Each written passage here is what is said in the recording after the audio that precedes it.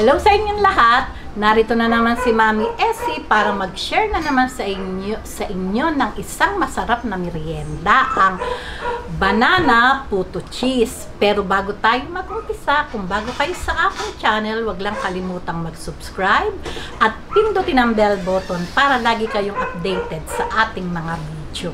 Ngayon, narito po ang ating mga kakailanganing sangkap. Sa paggawa po ng banana puto cheese, kakailanganin po natin yung 4 pieces na banana. Pero mas maganda po kung mas hinog pa dito yung gagamitin natin. 2 cups na all-purpose flour, 1½ teaspoon na baking soda, 1½ teaspoon na baking powder, ½ teaspoon na salt, 1 cup brown sugar, 4 tablespoon vegetable oil o 1/4 cup, 2 eggs, 1 teaspoon na vanilla, 1 1/4 cups na evap, at syempre po ang cheese. Okay, umpisahan na po natin ang pagtitimpla.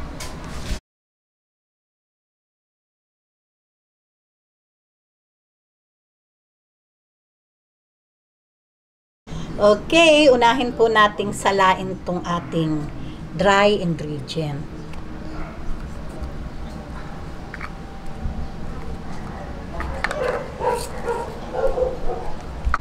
Okay, nalagay na po natin lahat yung dry ingredient, baking soda, baking powder, at yung salt.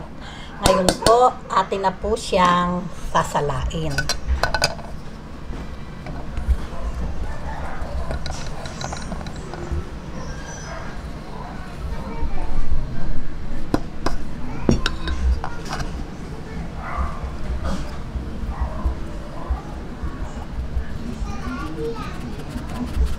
Ayan, maganda po kasi yung sinasala para po talagang smooth na smooth yung ating puto.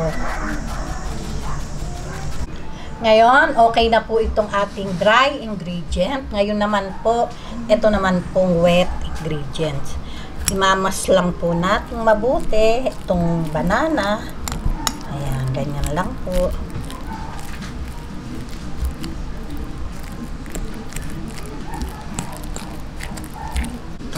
Ayan, okay na po. Durog na po yung ating banana. Lalagay na po natin yung 1 cup brown sugar. Ayan. Itong 1/4 cup na vegetable oil. Pwede po ang butter. Pwede din po ang vegetable oil. Ating 2 eggs.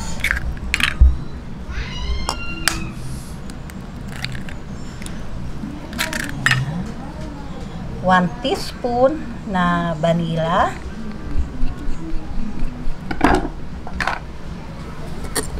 haluin po natin, mix po natin mabuti. Ayan, mix po natin mabuti hanggang sa matunaw yung sugar.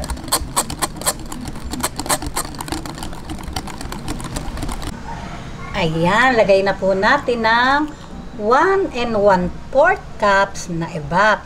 Haba pong nagtitimpla tayo ng ating banana puto cheese, nagpapakulo na po ako ng tubig sa ating steamer.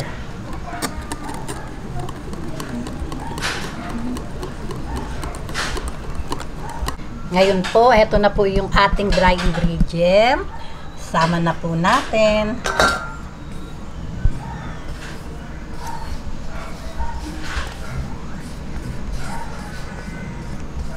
Ngayon po, haluin po natin hanggang sa mag-mix po yung ating dry at yung wet ingredient. Hanggang mawala po yung buo-buo. Ayan. Huwag po nating i-overmix. Yun lang pong harina ang kailangang walang buo-buo. Pero ito pong nakikita nyong buo-buo, kung may nakita kayo, yun po ay banana. Okay. Ayan, ngayon po okay na po ito. Ilalagay na po natin to sa ating mga molders.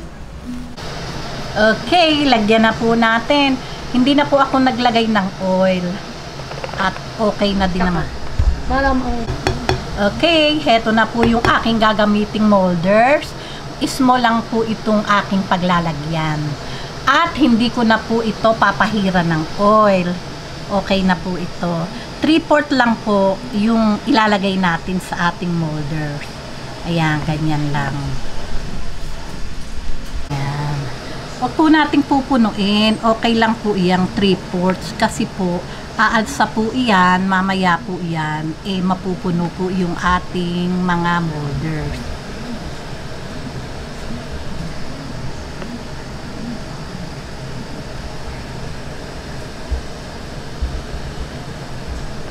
After, ilalagay na po natin tong ating mga puto. Ayan. Okay, ngayon po, nakalagay na po itong ating puto ha. Sa medium lang po yung ating apoy. I-steam po natin to ng 10 minutes. Pero magbabalik po ako after 7 minutes dahil ilalagay ko po yung ating cheese topping. Okay, babalik po ako after 7 minutes.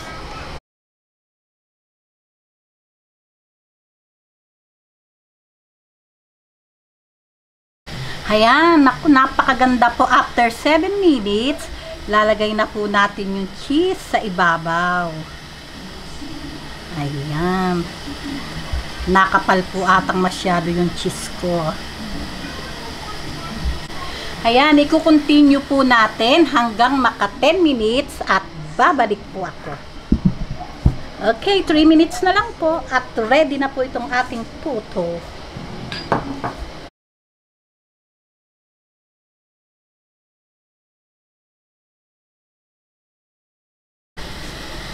Ayan, after 3 minutes, bali po 10 minutes, ready na po itong ating masarap na puto. Oh, mainit. Ang ganda naman po talaga.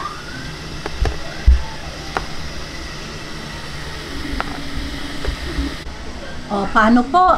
Ayan na po yung ating naluto. At palalamigin lang po natin habang sinasalang ko tong second batch at magtitikiman na po tayo. Okay, heto na po, tanggalin na po natin sa ating molders at malamig na po siya. Oh, tingnan nyo. Oh, ano ba ang tawag? Napaka-soft talaga. Okay, tanggalin lang po natin lahat at ready na po tayo sa tikiman.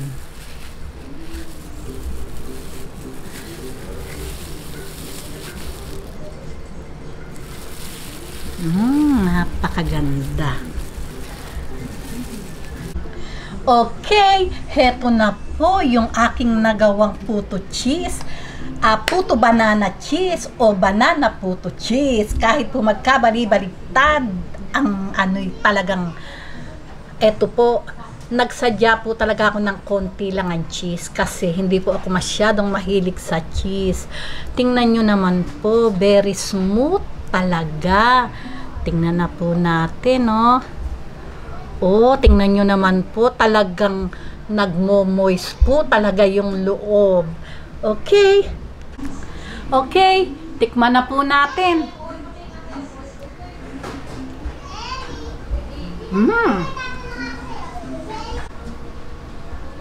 Talaga pong masarap. Lasang-lasa po yung banana, yung pong cheese. Talaga naman pong naghalo-halo po talaga. Talaga pong masarap. Kaya gawin nyo na po at talaga namang magugustuhan po ito ng mga bata kahit po anong edad, talaga po magugustuhan dahil talaga naman pong masarap. O, paano po? Kung nagustuhan nyo ang video na to, Huwag lang kalimutang mag-likes. And don't forget to share and subscribe. Gawin nyo na po at madali lang po naman. Nakita nyo sabay-sabay lang. Babus!